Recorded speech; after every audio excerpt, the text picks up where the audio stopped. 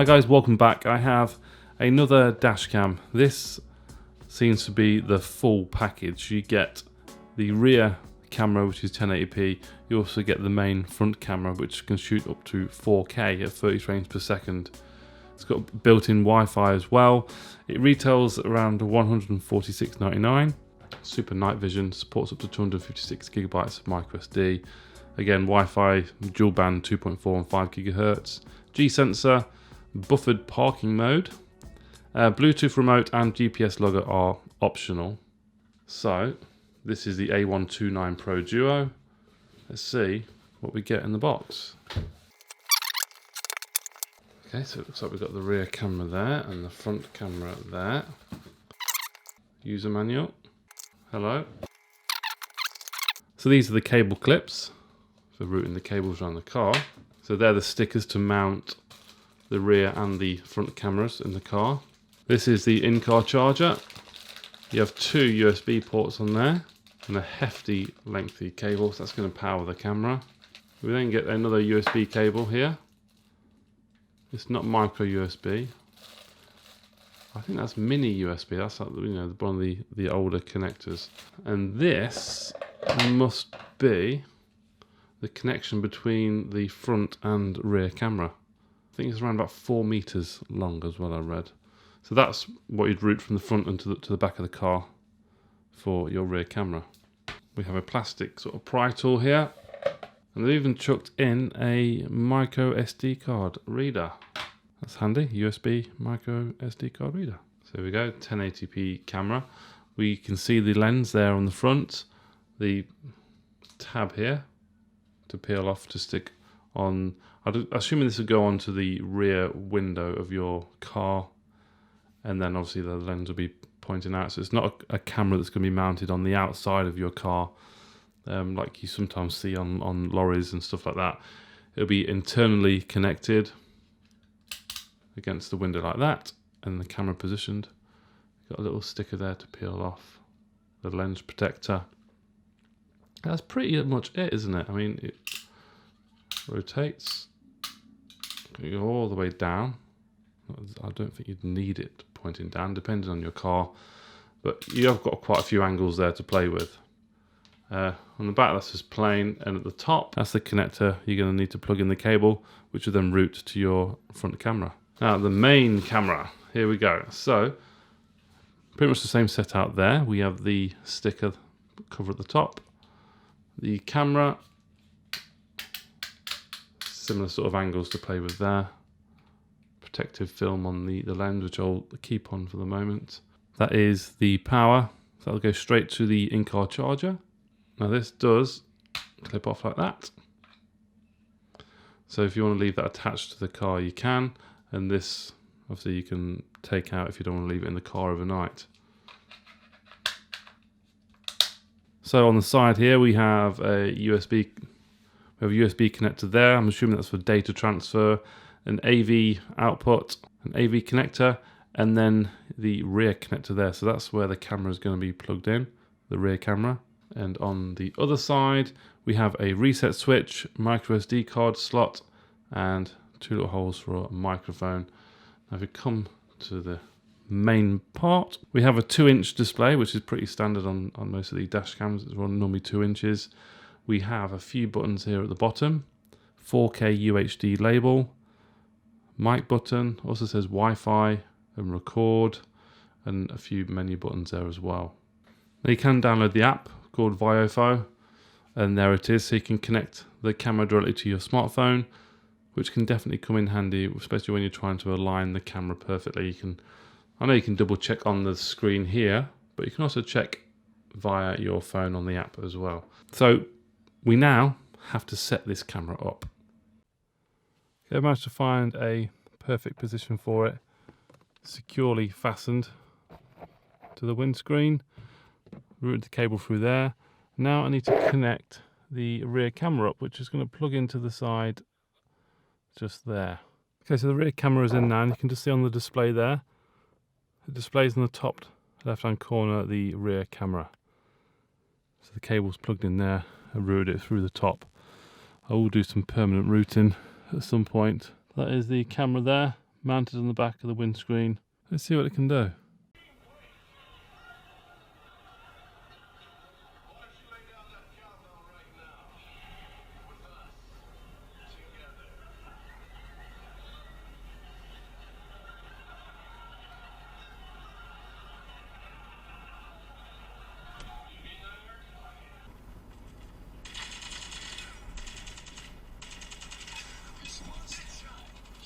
What game mode do you play?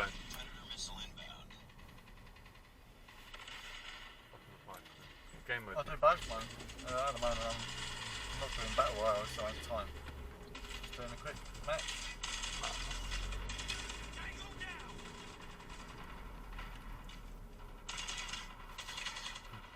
Then we're Call of Duty Ghost. I used to love that, mate. Okay, 4K recording. It is. It'll start getting dark now.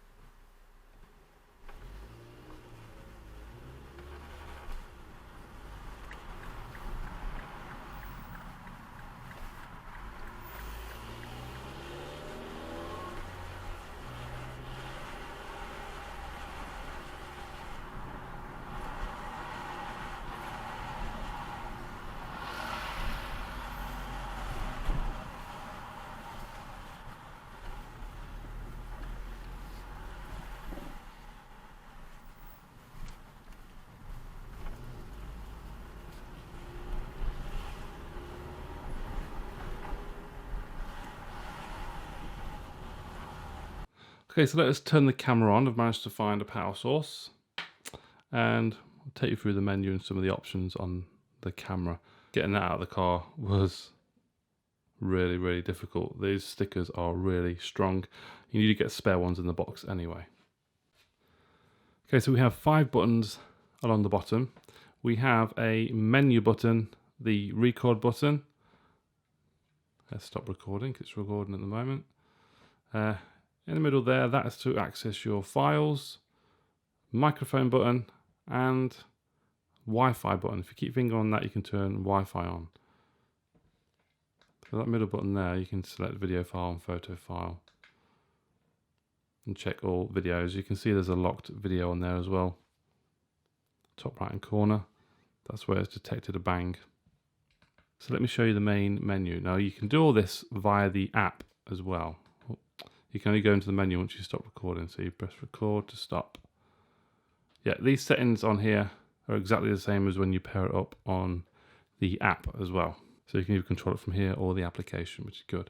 Resolution. We have loads.